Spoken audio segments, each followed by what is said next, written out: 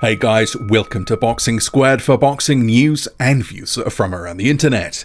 Filip Hrgovic and Michael Hunter have had early nights in Maryland, stopping their respective opponents Gregory Corbin and Fabio Maldonado in impressive fashion.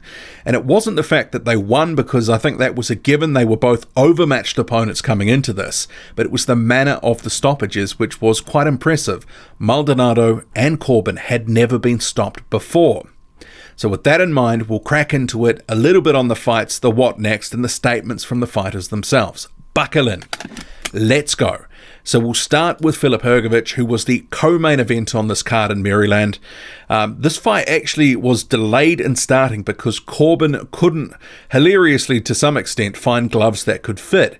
He had to switch gloves 3 times because they were too tight. So I don't know if there was an issue with the wraps, but not something you often see at the top level. Commentators were noting often this happens at the lower levels quite a bit, but not something that you generally see lead to it was at least 15 or 20 minutes delay before Corbin got some gloves that were a decent fit and the fight could actually crack on, because this one followed the Michael Hunter fight, which I'll get to shortly.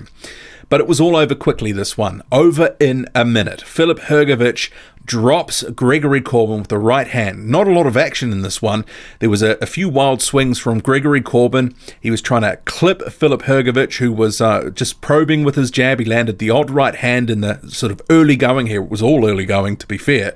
But Corbin, what he was doing was dipping down to his right. Hrgovic picked that up and just nailed him on the air with a right hand, and down he went. Corbin, his legs were gone. He said he could continue, but he was all over the place.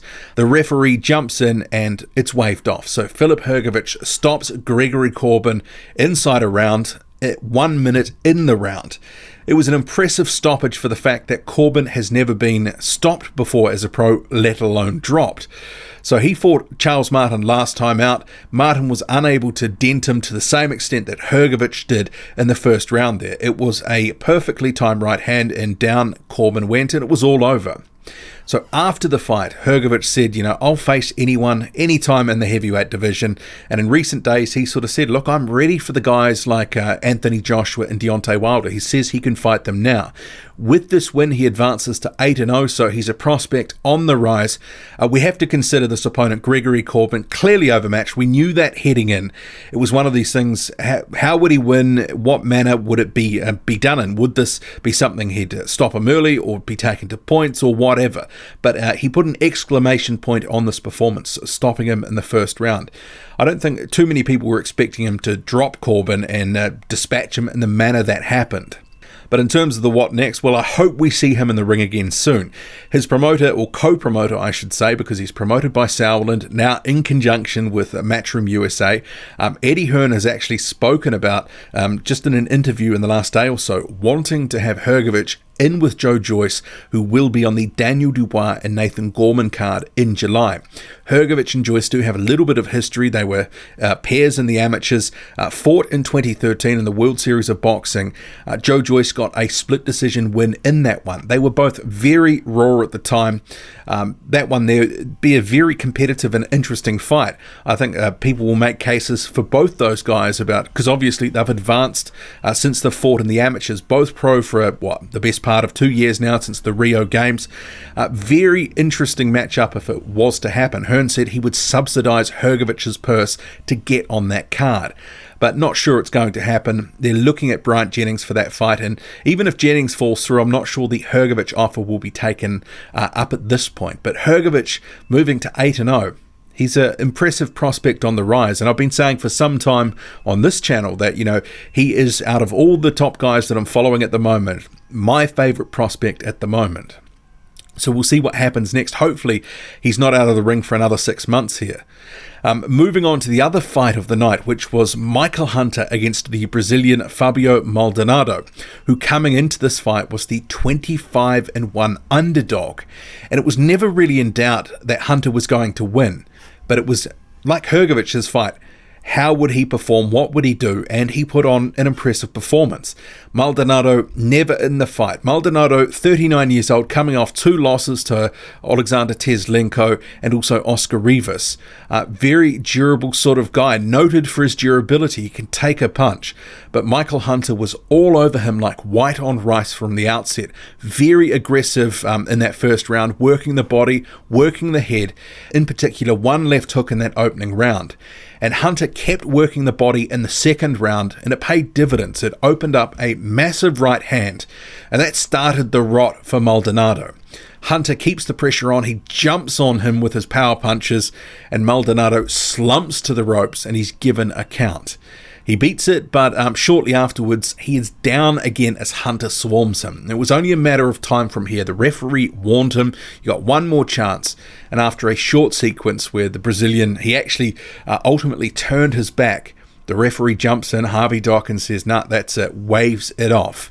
So for a guy in Maldonado, never been stopped in his career, remember he's got 27, 28 fights on his record, including facing a dangerous puncher like Oscar Rivas, never been stopped, and Rivas never really dented Maldonado, but Michael Hunter, who has come up from cruiserweight, he's still shaking that cruiserweight tag, goes in there and puts a beating on the 39-year-old Maldonado, who was the 25-1 underdog in this fight.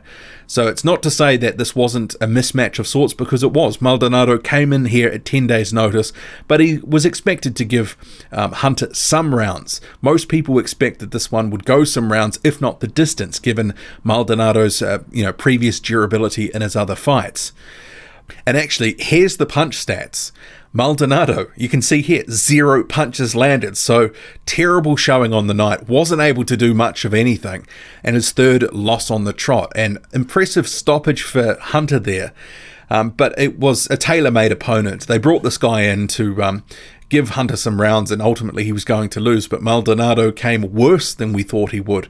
But nonetheless, it was a aggressive and dominant performance by Hunter, and one of the things that I really liked about it was the body work. He was really softening Maldonado up, helping bring those hands down, and ultimately he was able to go back upstairs, up top with the headshots, and it paid dividends. The speed and the angles that the punches from Hunter were coming from, Maldonado was all at sea.